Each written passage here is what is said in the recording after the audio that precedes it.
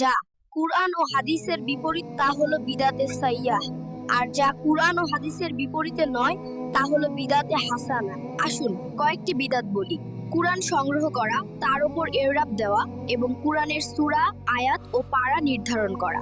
কোরআনের অনুবাদ করা, বই লেখা, বই ছাপানো, মাইকে আজান দেওয়া, অনলাইনে ইসলামের দাওয়াত দেওয়া, মাদ্রাসায় পাঠদান, মসজিদে ফ্যান ও এসি লাগানো, অনলাইনে কোরআন শিখা, হাদিসের বই পড়া ইত্যাদি সবকিছু বিদাত। আপনি কি এসব বিদাত পালন করে শিরিককারীর অন্তর্ভুক্ত হবেন?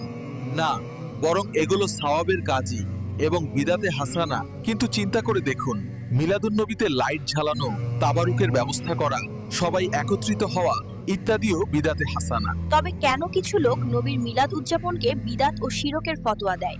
তাদের জ্ঞান ত্রুটিপূর্ণ নাকি নবীর ব্যাপারে তাদের চুলকানি আছে? সবাই আমার ইনাবা পেজটাকে ফলো করুন, না হলে আপনারা এরকম সুন্দর ভিডিও আর পাবেন না।